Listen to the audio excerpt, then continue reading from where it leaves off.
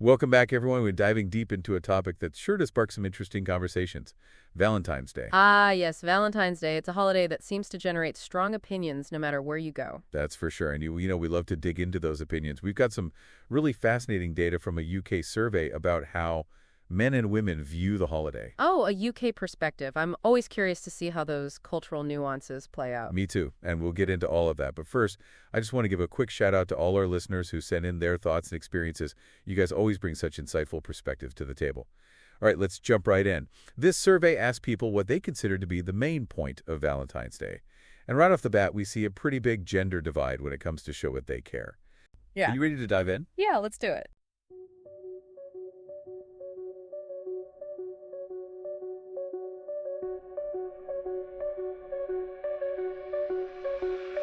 Data on the screen, numbers come alive. Male, female flows where the patterns thrive. Visual charts, public colors unify. Gender decoded, bringing truth to light. Small drum fill.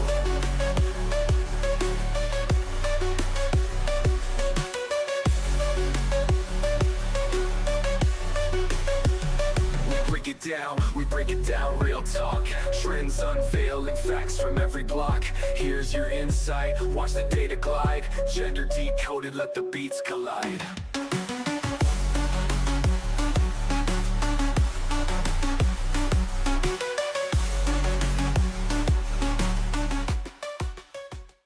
What's fascinating here Yeah. is how much Valentine's Day reveals about, our own culture. Oh, yeah. We have this data from the UK that breaks down how men and women view the holiday. Okay. And it's more than just guys like gadgets, girls, like flowers kind of stuff. Okay, hit me with the most surprising stat. Okay. What jumped out at you? Well, when asked what Valentine's Day is really about, 51% of women said it's about showing you care. Okay.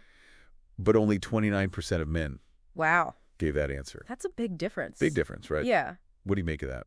It makes me think about all of the unseen effort that goes into relationships. Like, do women feel more pressure to make sure the day feels special? Right. To make sure their partner feels loved? Yeah, You know, it's not just about the grand gesture, it's the thought behind it. that's a great point. Right. It's like women are carrying the weight of the emotional side of the holiday. Yeah. And maybe that's connected to this other stat. Okay. 12% of women said buying gifts was key to Valentine's Day, Okay.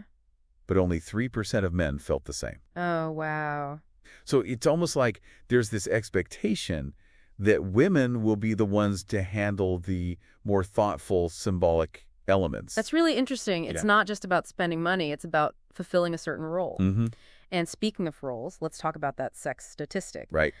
25% of men Okay. see Valentine's Day as being about, well, intimacy compared to just 8% of women. Yeah. I mean, we all know the stereotype, but is there more to it? It's too easy to just brush it off as a cliche. Right. We have to consider those societal expectations we were talking about. Yeah. Men are often expected to be the initiators in relationships. Right. Maybe Valentine's Day becomes an outlet for that pressure, Mm-hmm. a day where those traditional roles feel even more amplified. Yeah, it's like the holiday itself is a stage for acting out those expectations. Right. Which is kind of a downer when you think about It it. is, yeah. But on a brighter note, there's this trend I love.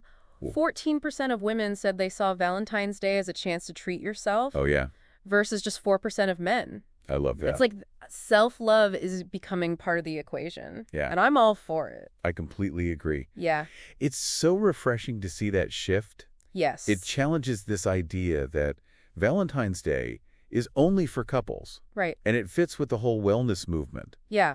prioritizing your own happiness regardless of relationship status. Exactly. Yeah. So we're seeing all these fascinating gender dynamics playing out in how people approach the day. Yeah. But I'm curious, where did this whole Valentine's Day thing even come from? Oh, Is it all just a modern invention of greeting card companies? well, it's actually a lot older than you might think. Okay. It goes all the way back to ancient Rome and a festival called Lupercalia, Lupercalia. Yeah. Okay, that sounds intense. which was held in February. Okay.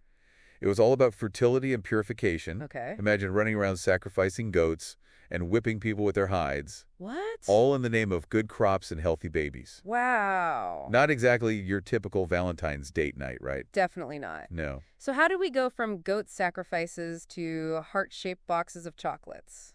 Well, the exact link is a bit hazy. Okay. But some historians believe the romantic elements we associate with Valentine's Day started to creep in during the Middle Ages. Interesting. We have those traditions of courtly love, Mm-hmm. knights wooing ladies with poems and favors. Oh, so the romantic ideal was already brewing back then. Exactly. Okay. And then, of course, we have the story of St. Valentine. Right.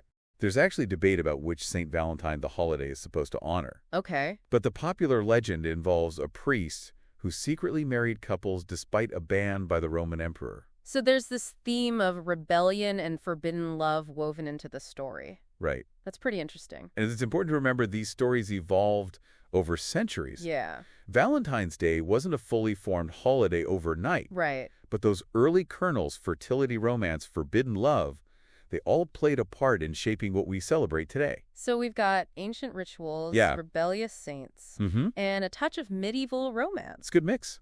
It's already way more interesting than just a Hallmark holiday, right? Absolutely. Yeah.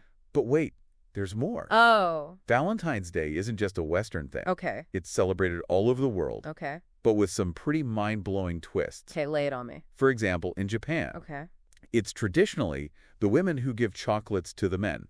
And then a month later, they have White Day, where the men reciprocate. Wait, what? That's totally flipping the script. Right. It makes you wonder if all those UK stats would look totally different if they were done in Japan. That's a great point. Yeah. Cultural context is everything. Yeah. And in Finland, Valentine's Day is actually more like Friendship Day. Oh. It's about celebrating platonic love, Oh. which is actually kind of sweet when you think about it. It really takes the pressure off, right? Yeah. So not every country is obsessed with romantic love on Valentine's Day. Exactly. Interesting. And just to show how diverse things are in Brazil, they celebrate Dia dos Namorados, Okay. or Lover's Day on June 12th, Okay. with customs unique to their culture. Wow. Okay, so it's official Valentine's Day is a global phenomenon. It is. But it's way more complicated than we might assume. That's exactly right. Yeah. And all of these different interpretations, all of these cultural nuances, they all come together to paint a much richer picture of how we understand and express love. It's Yeah. fascinating. I love it. So we've gone global,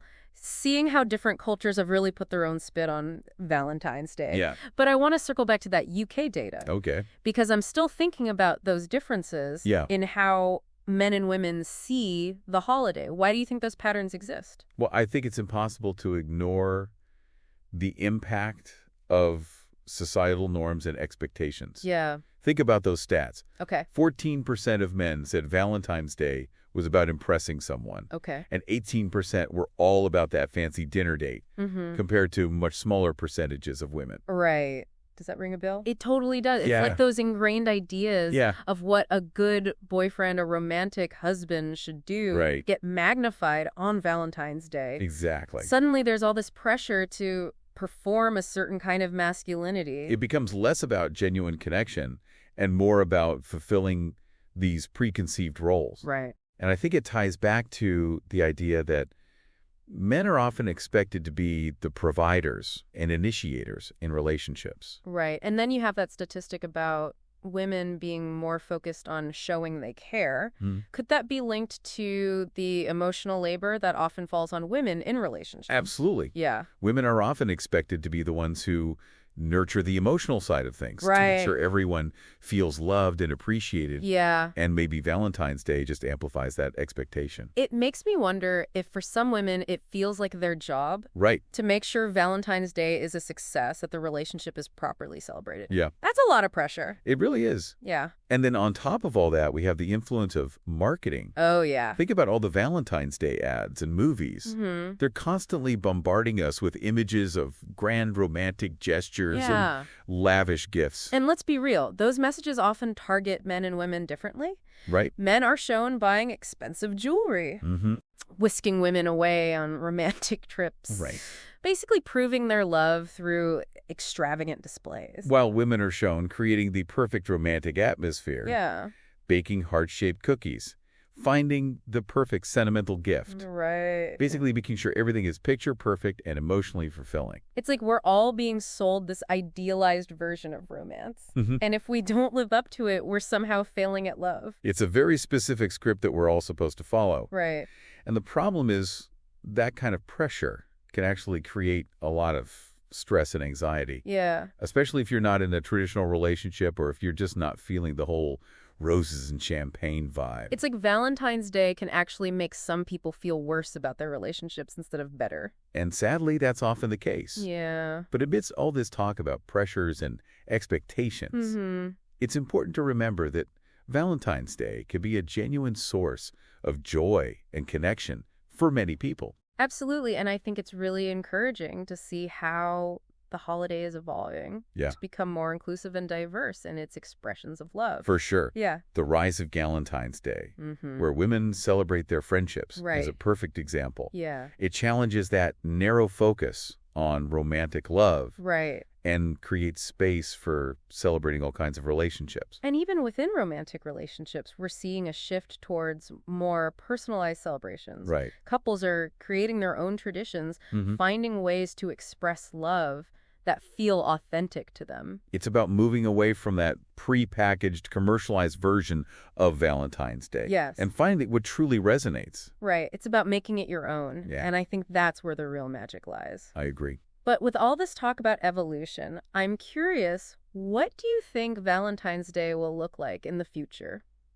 That's a great question. Yeah. It's hard to say for sure, but I think we can look at some of the emerging trends to get an idea. So where do we go from here? What does the future hold for this heart-filled holiday?